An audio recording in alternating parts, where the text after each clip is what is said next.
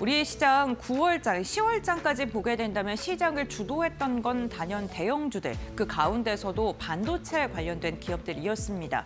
자, 코스닥의 종목을 보유하고 계신 분들은 이 시장이 잘 간다고 하는데 내 계좌는 왜 이러지 이렇게 답답함을 토로하신 분들도 많으셨을 텐데요. 다음 달 코스닥이 과연 시장을 주도하는 그러한 지수가 될 수 있을지 지금부터 알아보도록 하겠습니다. 네, 코스피와 코스닥 격차 현황을 보면요, 보다 더 뚜렷한데요. 최근 6개월간 지수 상승률을 보게 됐을 때 코스피는 49%가량 상승을 했고요. 코스닥은 20%가량 상승한 것으로 확인이 되고 있습니다. 1년 추이를 보게 되더라도 이렇게 격차는 지속되고 있는 것으로 나타나고 있는데요. 시가총액 격차를 보게 되더라도 한 7배 정도 코스닥과 코스피가 지금 격차가 벌어져 있는 상황이 확인되고 있습니다. 그렇다면 11월장까지 해서 6개월 동안 왜 이렇게 지수의 상승의 차이가 났을까요? 먼저 첫 번째로는 AI, 반도체, 조선과 방산주가 우리 시장을 이끌었던 주도주였는데요. 다 대형주, 코스피에 상장되어 있는 기업들이 현저하게 많습니다. 그렇기 때문에 대형주 쏠림 현상이 나타날 때마다 코스피가 상대적으로 더 잘 가는 모습이 확인이 됐었고요. 두 번째로는 코스닥의 구조적 한계가 꼽히고 있습니다. 중형주 중심으로 구성이 되어 있고 개인의 비중이 과도하게 코스피 대기 많다는 것, 그리고 외국인과 기관의 참여가 부족하다는 점, 이러한 구조적인 한계로 인해서 외국인의 수급이 우리나라를 좀 이끌었었을 때 상대적으로 빚을 못 받는 그런 게 코스닥이었고요. 세 번째가 시장의 이미지가 악화되었다는 겁니다. 단타라던가 작전 세력이 들어왔다. 그리고 코스피가 코스닥을 대표하는 기업들이 코스피로 이전을 하는 그런 사례가 나오면서 투심이 조금은 위축되는 국면. 지금도 현재 알테오젠이 코스피 이전 상장을 준비하고 있죠. 이런 걸 보시면 좋을 것 같고요. 결국에는 구조와 수급 신뢰가 동시에 악화되면서 상대적으로 코스피 대비해서 코스닥의 상승률이 현저하게 좀 저조했었고요. 중소형주의 수혜가 심화가 되는 그런 악순환이 반복됐다라고 봐주시면 좋을 것 같습니다. 다음 장 이어서 확인해 보겠습니다. 그런데 일부 언론에서요, 코스닥 활성화에 대한 이야기를 정부에서 하고 있다라는 보도가 나왔습니다. 정부가 다음 달 코스닥 활성화 대책을 발표하겠다라는 게 골자였는데요. 그 언론에서 발표된 내용을 보게 된다면 개인이 코스닥 벤처펀드의 소득 공제를 받을 때 3천에서 5천만 원까지 더 늘어날 수 있고요. 공모주를 우선 배정받을 수 있는 것도 현재 25%에서 30% 이상으로 검토를 하고 있다라고 이야기를 했습니다. 여기에 연기금 기관의 큰 손이죠. 코스닥의 비중이 현재 3%인데 5%의 수준까지 확대하는 방안, 국민성장펀드에 5년간 150조 원 규모가 투자가 되고 AI, 반도체, 바이오와 같은 코스닥으로의 자금 유입이 기대된다라는 이야기도 함께 있었습니다. 여기에 더해져서 코스닥에서는 상장 폐지가 되는 기업들도 종종 나타나는데 이 상장과 퇴출에 대해서도 보다 더 유연하게 하는 방안을 검토하고 있다고 합니다.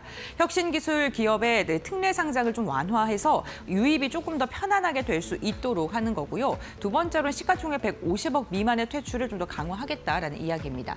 시장에서 기대하는 돈의 지도를 보게 된다면 가장 큰 게 기관의 매수세, 외국인의 매수세가 들어오는 거겠죠. 그중에 하나가 연기금의 비중이 커지는 거고요. 국민성장펀드를 통해서 150조 원 규모의 돈이 들어오는 것, 거기에다가 증권사의 모험 자본까지도 역시나 함께 들어오는 것을 지금 이야기가 나오고 있습니다. 대표적으로 발행어음을 확대하고 IMMA 계좌에 대한 어음 확대하는 거, 그리고 신규 자금을 20조 원 이상 발행하는 거, 조달 자금의 10% 이상을 벤처나 코스닥으로 의무적으로 투자하는 방안들이 거론이 되면서 이제는 대형주로의 수급 쏠림이 아니라 코스닥까지도 돈이 흘러나올 수 있도록 정부가 이러한 방안을 고려하고 있다라는 언론사의 보도가 나오면서 시장이 오늘 강하게 반응을 하고 있습니다. 다음 장 이어서 확인해 보겠습니다. 하지만 정부에서는요, 아직은 확정된 것이 없다라고 선을 좀 그었는데요. 금융위원회의 공식적인 입장이 오늘 오전에 발표가 됐습니다. 대책 내용이나 발표 시기 모두 다 아직은 확정된 바가 없고 자본시장에 대한 활성화 방안은 검토 중인 단계다라고 이야기를 하면서 천스닥, 연기금, 세제와 관련된 보도에 대해서 전면적으로 부인하는 발언을 했습니다. 하지만 그럼에도 불구하고 시장에서는 현재 기대감이 훨씬 더 크게 작용하고 있는 모습이 확인되고 있고요. 외국인의 수급이 굉장히 이러한 부분을 뚜렷하게 반영하고 있는 듯합니다. 정책 보도가 나오고 이렇게 금융의 공식 입장이 나왔습니다만 그럼에도 불구하고 코스닥의 급등세는 지속되고 있고요. 900선을 웃도는 움직임도 지금 포착이 되고 있습니다. 특히나 외국인과 기관, 우리 코스닥을 이끌 때 꼭 필요한 수급 주체가 동반적으로 매수를 하고 있다는 것도 지금 현재 시장을 들어 올리고 있는 요인 중에 하나이겠죠. 현재 정책에 대한 기대감과 공식 부인, 정부의 입장이 동시에 존재하지만 시장에서 해석하기로는 그래 코스피도 잘 갔고 정부의 기조 자체가 시장을 활성화하는 방안인데 상대적으로 소외됐던 코스닥 지금 이제 눈여겨볼 만할 때다라고 해석을 하고 있는 듯합니다. 다음 장을 통해서 그러한 이유와 근거를 한번 또 알아보시죠. 코스닥이 진짜 12월에 반등할 수 있을까요? 코스닥의 상승을 기대하는 사람들의 의견을 좀 이렇게 정리를 해보자면요. 우선 시장 자체가 계속해서 상승장으로 가는 패턴이라면 대형주가 선행적으로 상승을 했다면 이제는 중소형주가 올라갈 때다라고 이야기를 하고 있습니다. 그렇기 때문에 코스닥이 반등 구간에 진입했던 그 가능성이 있다라는 게 첫 번째 이유이고요. 두 번째로는 정책 트리거를 들 수 있을 듯합니다. 정부가 지속적으로 지수를 올리기 위해서 여러 가지 정책안들을 발표하고 있는데 그 가운데서 벤처 4대 강국 전략 이런 게 코스닥에는 긍정적으로 작용할 수 있고요. 5년간 150조 원의 국민성장 펀드도 벤처나 코스닥으로의 돈의 유입을 기대해 볼 만하고 이런 게 결국에는 증시를 부양하는 역할을 할 것이다라고 이야기를 하고 있는 거죠. 마지막으로 세 번째도 좀 주목을 해보시면 좋을 것 같은데요. 코스닥을 이끄는 대표적인 섹터라고 하면은 바이오를 빼놓을 수 없을 듯합니다. 그런데 이 코스닥 150 안에 바이오의 비중이 거의 한 40%가량을 차지하고 있는 상황인데요. 제가 이번 주에도 미국 바이오주들을 좀 봐야 되는 이유, 바이오주들을 좀 챙겨봐야 되는 이유에 대해서 구체적으로 설명을 드렸었습니다. 현재까지도 미국 바이오 섹터가 지속적으로 강세를 보이고 있고 현재 AI를 좀 넘어서는 수익률 측면에서도 나오고 있는 상황입니다. 이러한 게 우리 시장의 훈풍으로 이어질 수 있다는 거고요. 여기에다가 금리 인하 그리고 기술 수출 시즌에 진입을 했기 때문에 여러 가지의 모멘텀이 바이오주들을 올릴 수밖에 없는 구조가 나타나고 있고 이로 인해서 코스닥 지수가 상승할 수 있다는 게 그 이유이기도 했습니다. 그렇다면 앞으로 우리가 주목해봐야 되는 그러한 이슈는 뭐가 있을까요?